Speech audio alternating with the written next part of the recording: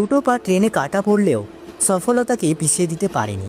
সর্বোপরি আজ সে একজন সুখী মানুষ। তার এই শারীরিক গঠনের কথা জেনেও তাকে ভালোবেসে বিয়ে করেছিল তার স্ত্রী। স্বামী সন্তান নিয়ে তিনি আর সুখেই সংসার করছেন। কোমলমতি মেয়েরা অল্পতেই গলে যায়। তারা টাকা পয়সা সোনাদানা কিছুই চায় না, চায় শুধু একটু ভালোবাসা আর সম্মান। ছেলেটির নাম দেব মিশ্র। দেবের জন্ম বিহারের বেগুসরাই জেলার ঢাকঝড়ি গ্রামে। মাত্র 6 মাস বয়সে বাবাকে হারান তিনি। মা বন্দনা দেবীর কঠোর পরিশ্রমেই 3 ভাই বোনের বড় হয়ে ওঠা। 2015 সালের 1 জুন মাত্র 17 বছর বয়সে হায়দ্রাবাদে ওয়েল্ডারের কাজ করতে যাওয়ার পথে জীবনের মোড় ঘুরে যায়। বরণী স্টেশনে ট্রেনে উঠতে গিয়ে ভিড়ের ধাক্কায় দেব প্ল্যাটফর্মের ফাঁক দিয়ে রেল লাইনে পড়ে যান। তৎক্ষণাৎ একটি ট্রেন চলে যায় তার উপর দিয়ে। রক্তাক্ত অবস্থায় 3 ঘন্টা পড়ে থাকেন প্ল্যাটফর্মের এক কোণে।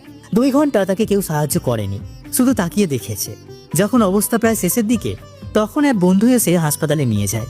6 ঘন্টা পর হাসপাতালে পৌঁছানোর পর ডাক্তার দেখে বলেছিল, এই শরীরে কোনো রক্ত নেই, একে বাঁচানো অসম্ভব। কিন্তু দেবের মা বলেছিল, ও বাঁচুক বা না বাঁচুক, ওর চিকিৎসা আপনি করুন। তারপর অনেক টাকা ধার করে ওর মা চিকিৎসা করালেন এবং ছেলে সুস্থ হয়। কিন্তু বাদ পড়ে 2টি পা। দেব বলেন, এটা আমার দ্বিতীয় জীবন। তবে এই দুর্ঘটনার ঋণের বোঝা চাপে তার কাঁধে। সর্বশান্ত অবস্থায় বাড়ি ফেরেন। ভাইয়ের দৃষ্টিভঙ্গিও বদলে যায়। দেব বলেন, পা হারানোর যন্ত্রণা যতটা না কষ্ট দিয়েছে, তার চেয়েও বেশি কষ্ট পেয়েছি ভাইয়ের অবহেলায়। ভাই সাফ জানিয়ে দেয়, এখন দেব তার বোঝা। আবেগের বশে সিদ্ধান্ত নেন মুম্বাই যাবেন। একই দিনে রওনা দেন এবং পৌঁছন বান্দ্রায়। পকেটে তখন 1 টাকাও নেই, মাথার উপর ছাদও নেই।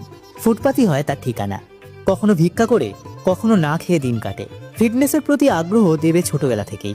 একদিন ক্যাটের রোডে কসরত করতে দেখে তার প্রতি দৃষ্টি যায় এক জিম প্রশিক্ষকের, বিশাল পাসওয়ান।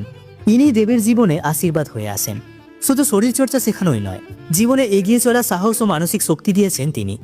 2021 সালে দেবের জীবনে আসে নতুন আনন্দের ছোঁয়া। বিয়ে করেন তিনি। সোশ্যাল মিডিয়ার মাধ্যমে পরিচয়, কথা এবং প্রেম, তারপর বিয়ে।